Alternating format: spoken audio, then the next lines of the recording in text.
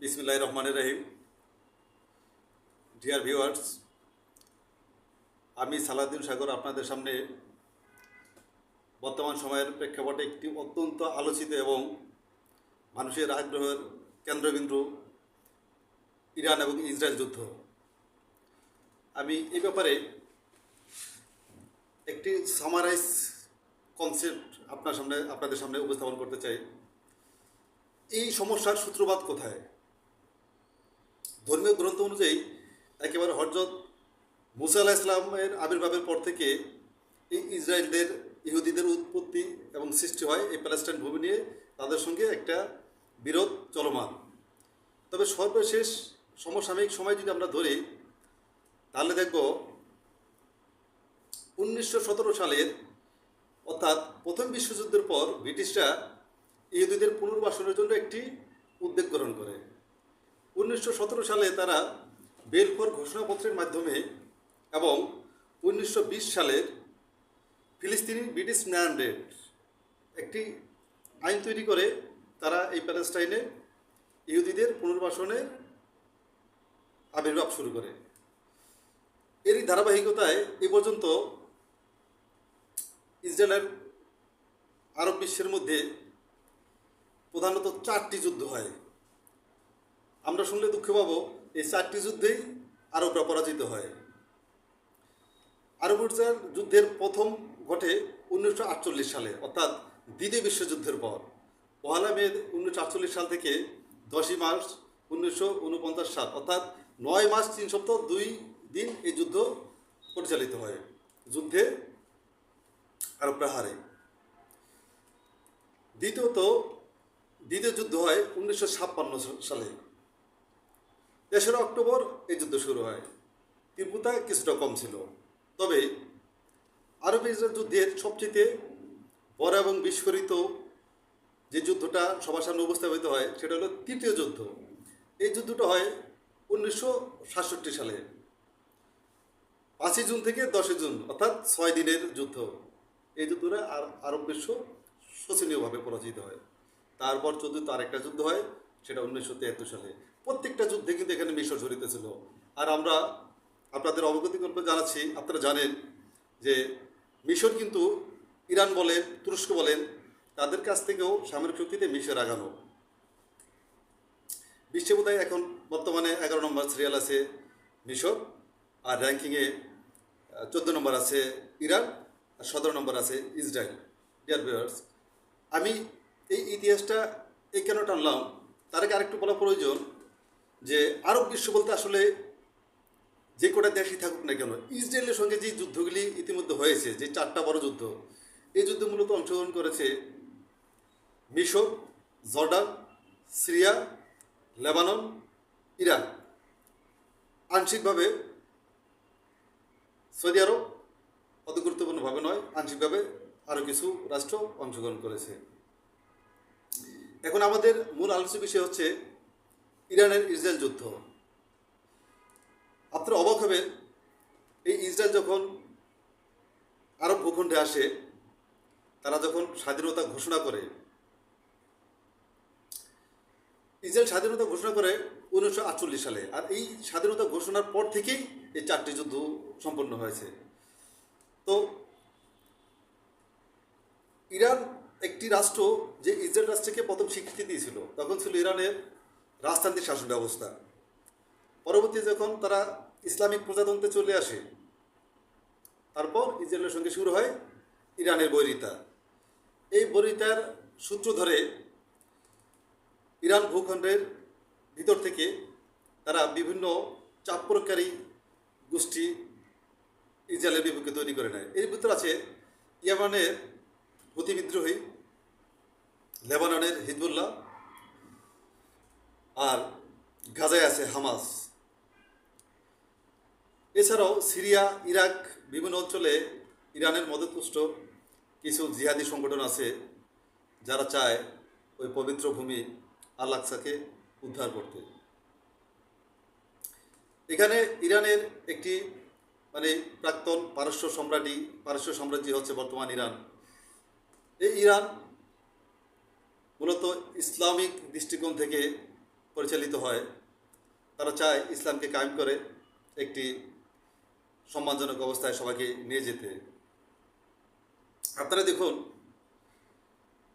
দীর্ঘ ১৩ বছর পর্যন্ত ইসরায়েল গাজায় যে অবর্ণনীয় ধ্বংসযজ্ঞ চালিয়েছে, তারা ৫৬,০০০ নিরীহ ফিলিস্তিনিকে তারা হত্যা করেছে, লেবাননে আক্রমণ করেছে, আবার বিভিন্ন সময় ইসরায়েল ইরাকে আক্রমণ করে তাদের বিমান সক্ষমতাকে ধ্বংস করার জন্য রাডার সংস্থাপনায় যে ক্ষতিটা তারা করে থাকে, কী পরিমাণ বেপরোয়া হলে তারা এটা হয়। তবে ইরান আরব ভূখণ্ডের অংশ নয়, এটা আমাদের জানা জরুরি। ইরানে ইসরায়েল আক্রমণ করে ১৩ জুন ২০২৫, অর্থাৎ এই চলতি মাসে আক্রমণ করার পর পাল্টা আক্রমণ, এক পর্যায়ে আমেরিকা এই যুদ্ধে অংশগ্রহণ করে।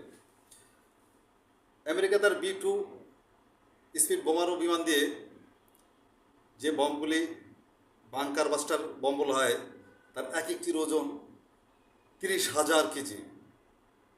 একমাত্র আমেরিকারই সক্ষমতা আছে এই বোমারু বিমান দিয়ে কোনো বাংকার বিধ্বংসী স্থানে আক্রমণ চালানো।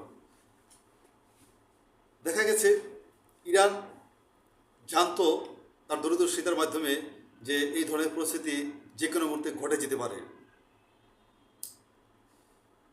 সেজন্য তারা তাদের পারমাণবিক প্রকল্পগুলোকে বেশিরভাগ প্রকল্পই মাটির এত গভীরে স্থাপন করেছে, যা কোনো বাংকার বাস্টার স্বাভাবিক বোমা দিয়ে এগুলিকে ধ্বংস করা যায় না। তবে যদি সম্ভব হয়, সম্ভব হবে এটা নিশ্চিত বলা যায় না, যদি সম্ভব হয় তাহলে আমেরিকার এই বোমা দ্বারাই সেটা সম্ভব হয়। আর ওই বোমাগুলি পরিবহনের জন্য যে বিমানটা দরকার হয়, এটা একমাত্র ওই মার্কিন যুক্তরাষ্ট্রেরই আছে এবং তাদেরই সেই সক্ষমতা আছে, তারা সেটা প্রয়োগ করেছে। এখন একেবারে সমসাময়িক যে বিষয়টা হচ্ছে, ইরান কি এই যুদ্ধে জয়ী হলো না পরাজিত হলো? ধর্মীয় ইতিহাস এবং গ্রন্থের যা বর্ণনা তা তো নির্ধারিত। আমি এর একটি আগের ভিডিওতে ফেসবুকে আপনাদেরকে সেটা বলেছিলাম। তবে আমার মনে হয় না যে বর্তমান বিশ্বের প্রযুক্তিগত কাঠামো যে পর্যায়ে আছে সে পর্যায়ে হযরত ঈসা আলাইহিস সালামের আগমনের কোনো পরিবেশ বিদ্যমান আছে। অর্থাৎ এই যুদ্ধে ইরান তাদের অবস্থানকে ভালোভাবে ধরে রাখতেও পারে। সেই হিসেবে যুদ্ধে কয়েকটা কৌশল আমরা দেখতে পাচ্ছি। ইরানের মিত্রদের মধ্যে অন্যতম হচ্ছে রাশিয়া। কিছুদিন আগে রাশিয়ার সঙ্গে ইরানের একটি চুক্তি হয়েছিল। সে চুক্তি অনুযায়ী একে অপরে আক্রান্ত হলে তারা একে অপরের জন্য কাজ করবে। কিন্তু ইরান যখন আক্রান্ত হলো, সে আক্রান্তের দ্বিতীয় পক্ষ হিসেবে আমেরিকা সরাসরি অংশগ্রহণ করলো। সেক্ষেত্রে রাশিয়ার ভূমিকাটা কী? ট্রাম্প একটি পাগলাটে লোক হিসেবে আমরা তাকে নিয়ে যতটাই ট্রল করি না কেন, চিন্তা করতে হবে তিনি আমেরিকার প্রেসিডেন্ট। তিনি যদি অতটা পাগলাটে লোক হতেন তাহলে দ্বিতীয় মেয়াদে তিনি আমেরিকার মতো জায়গায় প্রেসিডেন্ট হিসেবে থাকতে পারতেন না। আমি যেটা মনে করি এবং আপনাদের সামনে উপস্থাপন করার ইচ্ছা পোষণ করি, আমেরিকা 14 দিনের একটি সময় নিয়েছিল ইরানে আক্রমণ করার জন্য, কিন্তু সে দেখা গেছে 2-3 দিনের মাথায় সে আক্রমণটা করে বসে। ইরান বলেছে তার পূর্বেই তারা পারমাণবিক কেন্দ্রের যেই তেজস্ক্রিয় পদার্থগুলি ছিল, প্লুটোনিয়াম জাতীয় পদার্থ, এগুলো তারা সরিয়ে ফেলেছে। আর আমেরিকা যে আক্রমণটা করেছে এটা তাদের তেমন ক্ষয়ক্ষতি করতে পারেনি। ডিয়ার ভিউয়ার্স, তার কিছুদিন পরেই দেখা গেছে ইরান আবার আমেরিকার ঘাঁটিতে আক্রমণ করার জন্য, অর্থাৎ গতকালকে 24 তারিখ রাত্রে বলা যায়, তারা কাতারের কিছু মার্কিন ঘাঁটিতে কিছু ক্ষেপণাস্ত্র নিক্ষেপ করে, যেগুলি যদিও মাঝ আকাশে ধ্বংস করা হয়েছে। তবে আমার সন্দেহ ওগুলিতে ওয়ারহেডস যুক্ত ক্ষেপণাস্ত্র ছিল কি না সেটা নিয়ে আমি সন্দেহ পোষণ করি। এখন প্রসঙ্গ চলে আসে, রাশিয়া কিভাবে ইরানের সঙ্গে তার বন্ধুত্বের পরিচয়টা বহন করলো। আচ্ছা, আমাদের ভিতরকে একটি প্রশ্ন জায়গা না, ইরান তার পারমাণবিক কেন্দ্র থেকে যে প্লুটোনিয়াম তেজস্ক্রিয় পদার্থগুলি ছিল সেগুলি কোথায় সরিয়ে নিয়ে গেল? সেই নিরাপদ জায়গা কোথায়? ডিয়ার ভিউয়ার্স, আমরা জানি যে রাশিয়ার একটি বৈজ্ঞানিক বিশেষজ্ঞ গ্রুপ আছে যারা ইরানের একটি পারমাণবিক বিদ্যুৎ কেন্দ্র পরিচালনা করে থাকে। সেটা হলো ইরানের তেহরান থেকে প্রায় 1200 কিলোমিটার দক্ষিণে বুশেহর শহরে। এই যুদ্ধের মাঝেও রাশিয়া কিন্তু সেই পারমাণবিক কেন্দ্রে বিদ্যুৎ কেন্দ্রটিতে তাদের বিশেষজ্ঞ দলকে রেখেছেন, কাউকে তিনি সরাননি। আর পরোক্ষভাবে কিন্তু রাশিয়া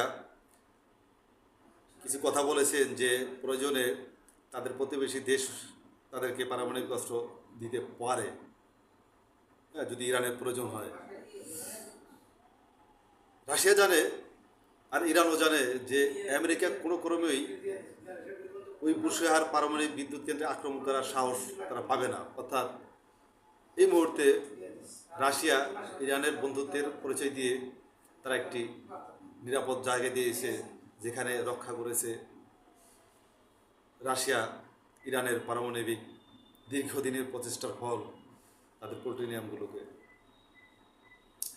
ডিয়ার ভিউয়ার্স, আরেকটা প্রশ্ন আসে যে ইরান যখন সংযুক্ত আরব আমিরাতের মার্কিন ঘাঁটিতে আক্রমণ চালালো, অর্থাৎ 24 তারিখ কিংবা 23 তারিখ যাই বলি রাত্রে, সেখানে কেন তারা এই আক্রমণটা মোটামুটি জানিয়ে আনুষ্ঠানিকভাবে করলো, যার কোনো ক্ষয়ক্ষতি হলো না? আর আমার ধারণা সেই ক্ষেপণাস্ত্রগুলিতে ইরান কোনো ওয়ারহেড সংযুক্ত করেনি, ওয়ারহেড মুক্ত ক্ষেপণাস্ত্র তারা নিক্ষেপ করেছে। তারাও চায়নি কোনো ধ্বংসযোগ্য হোক, অর্থাৎ একটা ডেমো আক্রমণ। আচ্ছা, সেক্ষেত্রে তো আমরা প্রশ্ন করি, ট্রাম্প পাগলাটা লোক হোক যাই হোক, তিনি আজ 24 জুন 2025 তারিখ একটি ছোট্ট ঘোষণা দিয়েছেন যে ইরান এবং ইসরায়েলের মধ্যে খুব শীঘ্র একটি যুদ্ধবিরতি কার্যকর হবে এবং সেটা দীর্ঘমেয়াদী যুদ্ধবিরতি হিসেবে পরিগণিত হবে। এর পিছনে নানা ধরনের কারণ থাকতে পারে। তার ভিতরে একটি হরমুজ প্রণালী, যেটা আন্তর্জাতিক বিশ্বের তেলের বাজার ধরে রাখার জন্য একটি গুরুত্বপূর্ণ অংশ, যেটা ইরান বন্ধ করে দেওয়ার জন্য একটি হুমকি দিয়েছে। অপরদিকে রাশিয়া যেহেতু তাদের প্লুটোনিয়ামগুলিকে, আমার ধারণা এবং আমার বক্তব্য, তারা নিরাপত্তা দিয়ে সেখানে নিয়ে গেছে, আর ওখানে আক্রমণ করার সাহস এই মুহূর্তে ইসরায়েল হোক আমেরিকা হোক কেউ পাবে না। কারণ বিশ্বের বুকে রাশিয়া একমাত্র দেশ যার বিপুল ভান্ডার ওয়ারহেড আছে এই পারমাণবিক বম তৈরির এবং এগুলো বহন করার মধ্যে ক্ষেপণাস্ত্র। তো আমি সর্বশেষ আপনাদের এতটুকু বলতে চাই, আন্তর্জাতিক রাজনীতি অনেক জটিলতায় ভরপুর। এখানে কখন কার সঙ্গে কার স্বার্থ জড়িত থাকে। আর এই মুহূর্তে রাশিয়া কোনোভাবে চাবে না ইরানকে বিরাগ ভাজন করতে কিংবা ওই অঞ্চল থেকে তার একটি বন্ধু হারাতে, যেহেতু ইরান ছাড়া তার বিকল্প কোনো বন্ধু ওই অঞ্চলে আর নাই। তো আমেরিকা তার B-2 স্পিড বোমারু বিমান থেকে যে বমগুলো নিক্ষেপ করেছিল, আমার বোধ হয় সেটাও ছিল একটি ফেক আক্রমণ, ট্রাম্পের গোপন অভিসন্ধি। এতে একদিকে ইসরায়েলকে সন্তুষ্ট করা যে না, তোমার সঙ্গে আমি ছিলাম, আক্রমণ করেছি, পারমাণবিক কেন্দ্রগুলিকে ধ্বংস করে দিয়েছি, মূলত তা হয়নি। তার প্রেক্ষাপটেই ইরান আবার যে আক্রমণটি মার্কিন ঘাঁটিতে করলো সেটা জাস্ট একটি ডেমো আক্রমণ। আমেরিকাও ডেমো আক্রমণ করলো, ইরানও ডেমো আক্রমণ করলো। এই যখন পরিস্থিতি, তখন আমরা চাই খুব শীঘ্র একটি যুদ্ধবিরতি কার্যকর হোক, মধ্যপ্রাচ্যে শান্তি আসুক, মানবজাতি ভালো থাকুক, সুন্দর থাকুক। আপনাদের সবাইকে ধন্যবাদ জানিয়ে আমি আমার বক্তব্য এখানে শেষ করলাম। আসসালামু আলাইকুম, ভালো থাকুন সবাই।